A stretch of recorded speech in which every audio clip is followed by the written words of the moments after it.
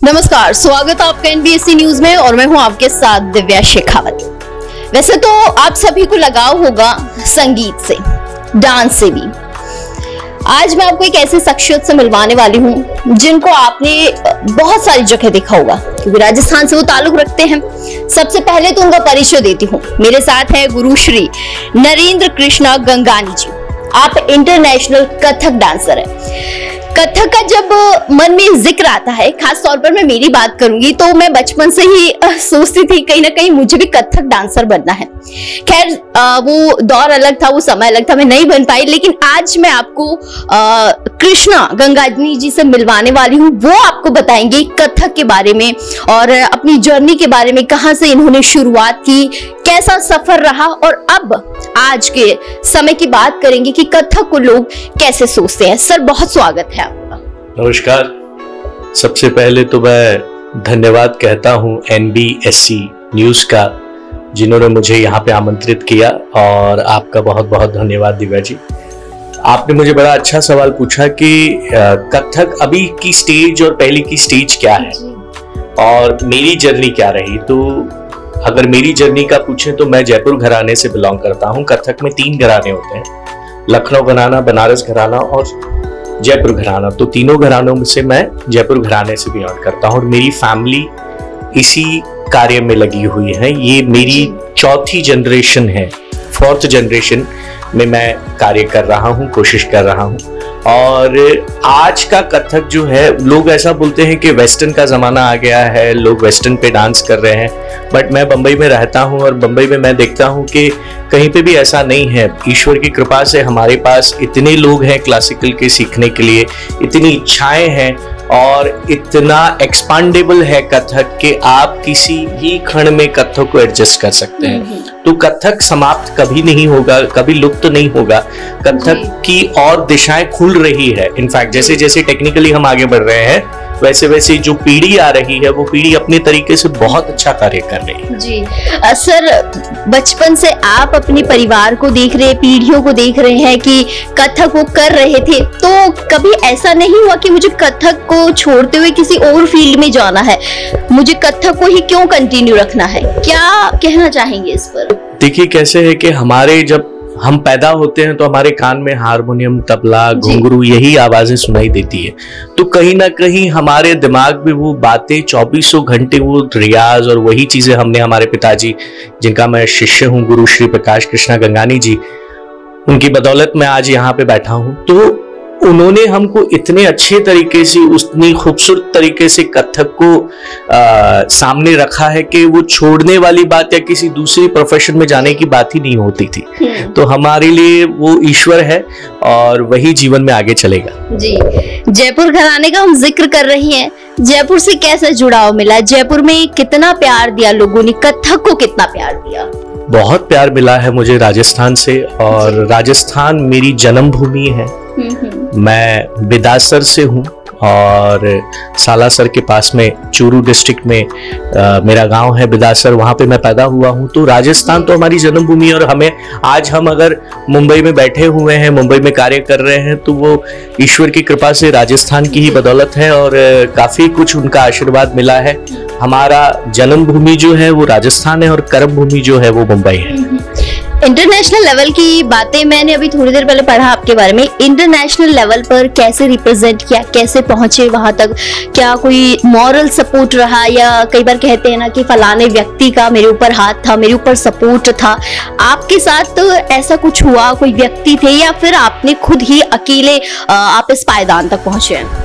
International level की अगर हम बात करें तो देखिए, सबसे पहले तो हाथ सिर्फ गुरु का और माँ बाप का होता है जी। उसके सिवाय और किसी का हाथ, सबका आशीर्वाद होता है, बट जो रास्ता दिखाते हैं वो माँ बाप दिखाते हैं और गुरु दिखाते हैं। तो जो भी कुछ मैं आज हूँ, मैं उन्हीं की वजह से हूँ, मेरी मम्मी की वजह से, मेरे पिताजी की वजह से और मेरी अर्धांगिनी की वजह से। क्योंकि लाइफ जब हम चेंज होती है तो साइमल्टेनियसली जब आपका साथी अच्छा हो तो सब कुछ सफल है। तो अर्धांगिनी का भी पूरा श्रेय उनको जाता है, बच्चे हैं। तो इंटरनेशनल लेवल पे जाने के लिए अगर मैं कहूंगा तो इंटरनेशनल लेवल तो और मजेदार है, बिकॉज वहां पे लोगों को ये चाहिए कि हमारा कल्चर लोग पकड़ रहे हैं, हमारे कल्चर को लोग अपना रहे हैं, हमारे कल्चर को। मैं यहाँ से, मेरे मुंबई से इंस्टीट्यूशन कृष्ण झनकार कथक केंद्र मेरा इंस्टीट्यूशन है, वहां से लोगों को मैं ऑनलाइन क्लासेस ले रहा हूं, मैं ट्रैवल कर रहा हूं, वर्कशॉप्स कर रहा हूं। सो काफी लोग हैं जो बॉस्टन से, शिकागो से लोगों को सीखना है, काफी लोग हैं जो इंटरनेशनली इसको रिप्रेजेंट कर रहा हूं मैं, और बड़ा मजा आ रहा है, और they are getting it very nicely. क्योंकि राजस्थान की बात कर लूं तो हमारे राजस्थान में बहुत सारे उभरते हुए कथक कलाकार हैं जो जिन्होंने, मैं कहूँ कि ऑनलाइन क्लासेस के थ्रू वो बाहरी कंट्रीज में लोगों को ट्रेनिंग दे रहे हैं। काफी सारे, मैं चाइनीज लोगों की बात करूं, आजकल वो काफी सारे चलन में है, वो लोग सीख रहे हैं कथक को। मेरी बहुत सारी स्टूडेंट्स है शंघाई में, बहुत, और उन लोगों का पिकअप भी इतना अच्छा होता है because they are very dedicated and very clear about the focus for professions that what we are getting it cultural में हम क्या सीख रहे हैं और इंडिया का कल्चर कितने अच्छे तरीके से हम ले रहे हैं। So they are getting it very nicely. एक सवाल पूछती हूँ, जब आप बचपन में थे उस समय आप कथक को कैसे देखते थे, और आज का जो समय है आप बच्चों को सिखाते भी हैं, आज के बच्चों में और पहले के बच्चों में किस तरीके से आप कथक को डिफाइन करते, क्या डिफरेंस है? देखिए, मुझे कोई ऐसे पूछता था ना कि पहले आपने क्या किया और आज क्या किया, तो मैं यही कहूंगा, मैं उसी थाली में परोसता था और आज भी उसी थाली में परोस रहा हूँ, खाली उसकी सजावट चेंज हो गई है, उसका देखने का जरिया चेंज हो गया। आज दुनिया में कथक, मैंने जैसे कहा, किसी भी खंड में जा सकता है। बॉलीवुड में कथक है, क्लासिकल में कथक है, कोई भी गाना ले लीजिए आप, कहीं भी आप देख लीजिए, वहां पे कथा कहे सो कथक है। अगर कथा है तो कथक है, अगर कथा नहीं है तो कथक नहीं है। तो कथा तो हर जगह है, हमारे पुराणों में भी हुई है, वेदों में भी हुई है, और आज भी हम कथाएं कर रहे हैं। तो रिप्रेजेंटिंग अगर हम देखें तो ईश्वर की कृपा से कथक को काफी अच्छा मिल रहा है और बहुत अच्छा लोग काम कर रहे हैं, और टेक्निकली भी आगे होने की वजह से और अच्छा काम हो रहा है, क्योंकि लोग पहले एक दूसरे से जुड़ नहीं पाते थे। आजकल मोबाइल, इंटरनेट की वजह से लोग बहुत जल्दी एक दूसरे से जुड़ जाते हैं कि ये चीज अब ये हो रही है, अब ये हो रही है, तो हम इसको कैसा करें, अब इसको ऐसा शिक्षा दे रहे हैं। तो it is very simple and going very clearly, बहुत अच्छा जा रहा है। तो मेरे ख्याल से आने वाले समय में और अच्छा होगा। And what about Rajasthan culture? Rajasthan culture का तो आप मुझे पूछे ही नहीं, क्योंकि मैं तो पैदा हुआ हूँ यहाँ के घूमर में, यहाँ के केसर में। केसर या बालम पधारो हमारे देश, ये गाना तो हम बचपन से सुनते हुए अभी तक हो गए हैं, बड़े हुए हैं। सो राजस्थान का कल्चर जो है वो बहुत गुणी कल्चर है जी, और बहुत रंगीन कल्चर है, और उसमें रंगीन के साथ साथ बहुत अदब है जी। तो ऐसा कल्चर आपको पूरे भारत वर्ष में कहीं नहीं मिलेगा। इसीलिए तो सर पूरा ऑल ओवर वर्ल्ड राजस्थान में आ रहा है। सैलानी देखिए, तादाद इतनी बढ़ रही है सैलानियों की कि वो राजस्थान के कल्चर को खींच रहे हैं, अपनी तरफ लेकर जा रहे हैं अपनी कंट्रीज में। जी जी जी बिल्कुल, और राजस्थान के लोग यहाँ से बाहर जाके परफॉर्म कर रहे हैं। और अभी जैसे मेरी बात ले लीजिए, आज मेरे परिवार में मेरे जो ससुराल है, मेरा जो पियर है, जो मेरा गुरुजी वाला साइड है, वो लोग भी कथक से हैं, और मेरा जो ससुराल है, मैं ब्लेस्ड हूँ कि मेरी चारों तरफ कथाई है। तो राजस्थान संपूर्ण कलाकार है, वो संपूर्ण रंगीनता बोलते हैं ना जिसको, कि कलरफुल है। सो जहाँ कलर है वहां पे खुशी है। जी जी। मुंबई का सफर आपने तय किया, मुंबई तक का, राजस्थान से मुंबई जाना बहुत बड़ी बात है अपने आप में, क्योंकि कई बार हम चीजें सोचते हैं नहीं हो पाती हैं। वो सफर कैसा रहा? कुछ अड़चनें आई या फिर किसी ने सपोर्ट किया फैमिली में? सबसे पहली बात तो मुंबई में बिल्कुल भी अड़चनें नहीं आई। कारण उसका ये था कि वहां पे हमारे गुरुजी, मतलब मेरे पिताजी जो थे, वो वहीं रह रहे थे, और मेरा ननिहाल मुंबई का है, मतलब वो है राजस्थान से, बट उनका जन्म, पैदाइश वगैरह सब ननिहाल में था। तो पंडित मदन प्रकाश जी हुए हैं मेरे नाना जी, जो बहुत famous harmonium player and singer रह चुके हैं अपने जमाने के। तो हमें वहां पे वो कहते हैं ना कि पकी पकाई खिचड़ी मिली थी।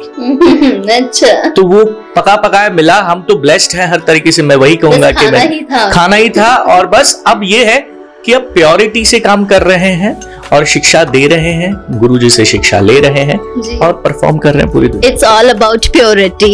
100% it's all about purity and it goes for purity. अगर आप कोई भी चीज को शुरू करते हैं और कोई अगर ऐसा कहता है कि नहीं ये तो उल्टे तरीके से काम होगा तो ही बात बनेगी, मैं नहीं मानता इस चीज को। मैं ये बोलता हूँ कि अगर आप में प्योरिटी है तो आपके काम में रुकावट कहीं नहीं है। जी चलिए, ये तो हमने बात कर ली बहुत सारी कथक के बारे में, सफर के बारे में। अर्धांगिनी की बात करती हूँ क्योंकि कहीं ना कहीं जब आप किसी सफर में जा रहे होते हैं तो पत्नी का साथ बहुत जरूरी होता है, और पत्नी अगर आपको सपोर्ट कर रही है तो फिर तो वाह है। उनका कैसा सपोर्ट रहा, क्या वो भी इस फील्ड में है या फिर वो किसी अदर फील्ड से बिलोंग करती है या फिर हाउसवाइफ है? नहीं, वो मेरी जो अर्धांगिनी है, पहली चीज तो बहुत ही ज्यादा सपोर्टिव है और बहुत ज्यादा समझदार है, क्योंकि उनको पता है कि मेरी लाइफ कैसी है। I am so much of into Kathak, so I have not getting the time to spend with family, but वो चीजों को पकड़ते हुए भी ईश्वर की कृपा से ऐसा रहा है कि मेरी अर्धांगिनी जो है मीनाक्षी गंगानी जी, उन्होंने पैरेलली एकदम परफेक्ट, जैसे बोलते हैं ना साथ देना, तो उन्होंने एकदम सही साथ दिया है। और इसके लिए ये इसलिए होता है कि आपकी अपब्रिंगिंग कैसी है। सो जो मेरी वाइफ है, उनके जो भाई हैं, जो उनके पिताजी हैं, वो भी सारे कलाकार हैं, तो वो कला के फील्ड में ही रही है, कला में ही उसने जन्म लिया, तो उसको पता है कि कैसी होती है life. So she is very supportive and very attachment है हमारा दोनों का। जी जी, तो बहुत बढ़िया बात है और भगवान करे ऐसा ही हो, अटैचमेंट रहे, सपोर्ट रहे। एक सवाल जानना चाहती हूँ सर, आजकल की जो यूथ है, जनरेशन है, बच्चों की बात करूं, माता पिता कहते तो हैं कि हमें हमारे बच्चों को कथक सिखाना है, क्योंकि जब वो देखते हैं कि बहुत सारे इंटरनेशनल लेवल पर लोग जा रहे, बाहर के लोग हमारी संस्कृति को कैच करें, तो माँ बाप कोशिश तो करते हैं, बच्चे कहीं ना कहीं सीखने की भी कोशिश करते हैं, लेकिन कई बार क्या होता है वो बीच में ही छोड़ देते हैं उस चीज को, क्योंकि नहीं हो पाता है उस सिचुएशन में, फिर बच्चों को क्या कहेंगे? उसके बहुत सारे कारण हैं। एक कारण मैं आपको मूल कारण बताता हूँ कि गुरु शिष्य परंपरा जी, अगर उनका रिश्ता बन जाता है तो दुनिया में कोई चीज रुकेगी नहीं। अगर आपके गुरु का और शिष्य का रिश्ता की बॉन्डिंग बहुत अच्छी है, और गुरु देखिए दोनों हाथ मिलाए बजती है ताली, तो वही बात होता है कि जितना स्टूडेंट की इच्छा होती उतनी ही इच्छा गुरु की भी होनी चाहिए शिक्षा देने की। कभी कभी हम लोग ऐसा कर देते कि नहीं मैं घरानेदार हूं, मैं ये चीजें उनको दूंगा तो ऐसा हो जाएगा वैसा हो जाएगा, बट आई थिंक हम जितना देंगे उतना हमारे पास वापस आता है। गिव एंड टेक वाला जमाना है, और आज तो टेक्निकली इतने हम आगे हैं कि हर चीज हम जितना देंगे उतना हमें वापस ईश्वर की कृपा से मिल जाता है। तो मेरे कार्य में ऐसा ही हुआ है। मेरे पास, मैं जब 13, 14, 15 साल का था तब से मैंने शिक्षा देना शुरू कर दिया था। तो आज मुझे काफी साल हो गए, अब मेरे बच्चे विशारद कंप्लीट हो गए, एमए कर चुके हैं। सो काफी सारे बच्चे हैं मेरे जो इंस्टीट्यूशन से बाहर आए हैं, जो अभी अपने इस विषय पे काम कर रहे हैं। तो मेरे ख्याल से बाउंडिंग इज वेरी इंपॉर्टेंट गुरु शिष्य परंपरा में। तो अगर वो बाउंडिंग है तो एवरीथिंग इज पॉसिबल। सर एक सवाल जानना चाहते हैं, यहाँ पे बच्चों की बात हो रही है, स्कूल्स हो गया, कॉलेजेस हो गए, संगीत की बात होती है, कथक के टीचर्स नहीं अवेलेबल होते। इवन दोस्त कई जगह तो ऐसा भी होता है कि संगीत का हम जिक्र तो करते हैं लेकिन कथक को हम इंक्लूड नहीं करते हैं। व्हाई? और अगर करें तो किस तरीके से करें और किस तरीके से लोगों को आगे आकर इस चीज को बढ़ावा देना चाहिए? देखिए बहुत अच्छा सवाल है ये, और इसमें ऐसा करना चाहिए जो मुझे लगता है, I could be wrong, but the thing is कि आप हर स्कूल में एक क्लासिकल सब्जेक्ट रखना जरूरी है, और जो अपॉइंटमेंट्स होते हैं वो हम सर्टिफिकेट के तौर पे ना रखते हुए परफॉर्मेंस के तौर पे रखें, because this is a performing art. हम लोग ज्यादातर सर्टिफिकेशन पे ज्यादा लोग भागते हैं, तो परफॉर्मिंग आर्ट्स को हम भूल जाते हैं और सर्टिफिकेट को देख के अपॉइंट कर लेते हैं, और फिर बाद में काम अच्छा होता नहीं, क्योंकि सर्टिफिकेशन तो माफी चाहता हूं मैं मिल ही जाते हैं कहीं ना कहीं से। तो आप परफॉर्मिंग आर्ट को सर्टिफिकेशन से कनेक्ट ना करें, it should be a performing arts. So जो भी गुरु अपॉइंट हो रहे हैं, अगर वो परफॉर्मर है तो आई थिंक वो बहुत अच्छे गुरु हो सकते हैं। जी ऑब्वियसली बात है सर, सर्टिफिकेट तो देखिए कहीं भी मिल जाता है, क्योंकि अमूमन मैं भी जब देखती हूँ, मैं राजस्थान की बात कर लेती हूँ, कहीं दूर क्यों जाए हम, कि संगीत के सब्जेक्ट्स भी है यूनिवर्सिटीज में, but where is Kathak? Where is Kathak? अगर है तो टीचर्स नहीं है। That's the problem. तो वो उन लोगों ने बेचारों ने क्या किया कि सभी अपने अपने इंस्टीट्यूशन खोल के रख दिए हैं। तो इंस्टीट्यूशन खोले इसीलिए क्योंकि हमने उस विषय पे अभी तक सोचा नहीं। तो अगर हम उस विषय पे सोचते हैं तो हमारे राजस्थान में इतने गुणी लोग हुए हैं और इतने गुणी लोग हैं कि पूरी दुनिया पर उसका कार्य फैल सकता है, कथक फैल सकता है, क्योंकि जयपुर घराना पैदा ही राजस्थान से हुआ। जयपुर घराना नाम ही जयपुर घराना है। तो अब जब हमारे घराने से कथक पैदा हुआ है, कथक हुआ है शुरू, कथा कहे सो कथक, तो मेरे ख्याल से कितना एक्सपांडेबल और हो सकता है। ऑब्वियसली बात है। At the end last question पूछती हूँ कि क्या संदेश देंगे जयपुर के लोगों को, किस तरीके से मोटिवेट होकर कथक को आगे बढ़ाना चाहिए इंटरनेशनल लेवल पे? आप तो आगे हैं ही हैं, साथ में अब जो जनरेशन आ रही है उन्हें कैसे अपने आप को इंटरनेशनल लेवल पर रिप्रेजेंट करना चाहिए? बिल्कुल, ये ऐसा है कि जयपुर और राजस्थान पूरा सबको मैं यही सोचता हूं कि आप कथा कहे सो कथक को शिक्षा लेते रहिए और लोग जो गुरुजन हैं वो शिक्षा देते रहें और गुरु शिष्य की परंपरा बनी रहे। तो मेरे ख्याल से ये जो क्षण है ये बढ़ता बढ़ता बढ़ता बढ़ता करोड़ों में हो जाएगा और मेरे ख्याल से हो भी रहा है। मुझे शायद बोलने की जरूरत भी नहीं है। They are going very good और टेक्निकली हम काफी आगे बढ़ रहे हैं और हमारी सूझ समझ आगे बढ़ रही है। तो सूझ समझ के अनुसार हम बहुत अच्छा काम करें।